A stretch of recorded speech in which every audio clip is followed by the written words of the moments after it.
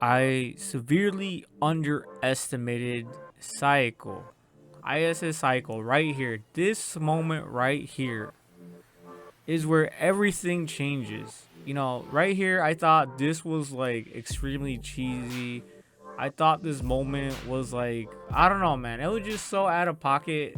But at the same time, this is why we're here, right? We're watching DanDaDan, not because it's super serious, but there's a lot of quirky moments. You know, there's a lot of fun moments. There's times where it's like, it's like, what the fuck is going on? It's just so weird. It's just the weirdest shit. One of those weird animes where we just watch for the shit and giggles. Shit and giggles and, randomness. And so here, I'm like, okay, Psycho ISA has arrived. And I'm thinking, like, bro, they're just putting too much emphasis on her. They're making her seem, like all that. They're making her seem like all powerful. This entrance was just, I don't know, it was just so out there. It was just so out there. It was just too much for my senses. You know what I'm saying? It was just too much for me. It's just too much, but whatever. It is what it is. This is DanDaDan. There's gonna be moments like this where I'm thinking, damn, why am I watching this? But that's where I made the huge mistake.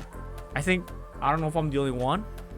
I made the biggest mistake. I severely, grossly, in my ignorance, underestimated Sayako. I severely underestimated her. I set the bar low for a lot of people. You have to. You have to set the bar extremely low. And I think it's just one of my bad habits where I was like, all right, instinctively, I just set the bar so low for Sayako. Like, I think, I went a little too extreme. And I was thinking, like, bro, what is she gonna do? She's literally gonna fight Gigi that has been taken over and possessed by, like, an extremely powerful spirit right here. So this is, and this dude is pretty much just overpowered, extremely strong. So I'm thinking, yeah, she's not gonna do shit. And I'm thinking Momo deserves everything that's coming to her. Like the volcano erupted and everything. Everything was just going south. I didn't really see, a solution to this. I didn't know what a genius plan. What a mastermind Cycle is and was and is always going to be. This plan was just so ingenious. You can't see it. You like when you first see this scene, you're not gonna see it. Like, it's totally gonna blindside. It blindsided me. Like I said, I grossly underestimated her. She's always been so laid back. Instinctively, I was thinking, this probably isn't gonna go well. She's probably gonna get her butt kicked, one thing or another, and then they're gonna get carried some other way. They're gonna find some other way. And then, she's like floating. It's just so weird, man. DanDaDan has done it again.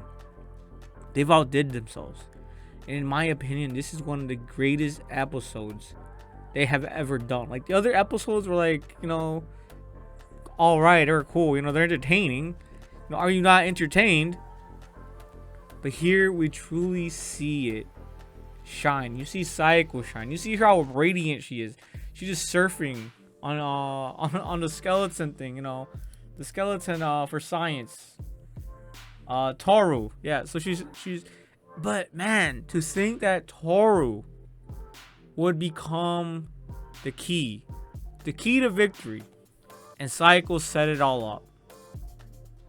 Sayako, the one who I truly underestimated, the one I didn't think much about, really pulled through.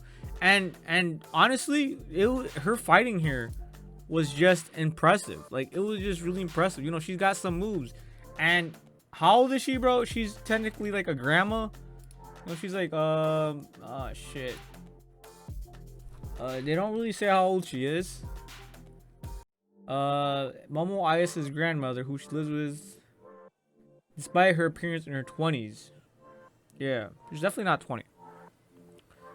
But here, in her fight against this other possessed Gigi. Bro, check out these moves, bro. Like, she really just floored me when it came to her ability just to dodge all his attacks. And remember, guys, even, you know, everybody else struggled dodging his attacks. You know, they really needed assists.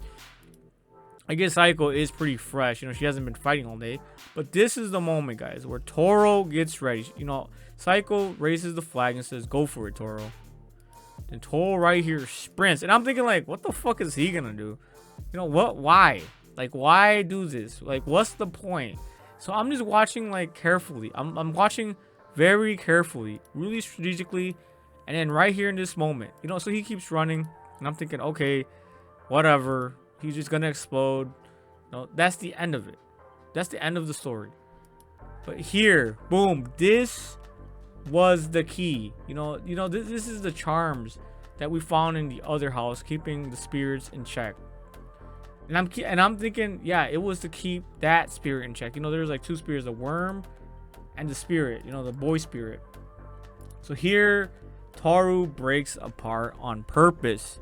You know, if he was actually hit, I think it would actually destroy all his pieces instead of just, you know, just coming apart. But then again, look at these pieces. They are pretty jagged.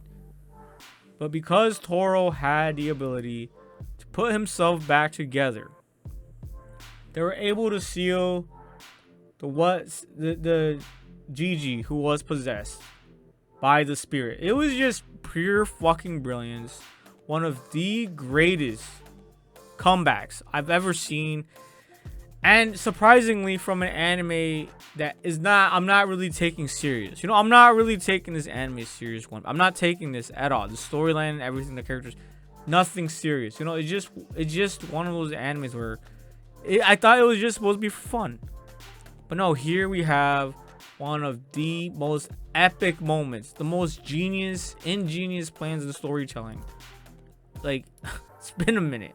It's been a minute that an anime such as DanDaDan that's supposed to be fun, quirky, out there, you know, outer space, has done this. I mean, it is season 2. It took a while, but damn, this for me was what really truly, you know, is setting it apart from all the other anime in this season. And not to mention the extremely emotional moment between Ayase and Ken. Yeah, Momo and Ken.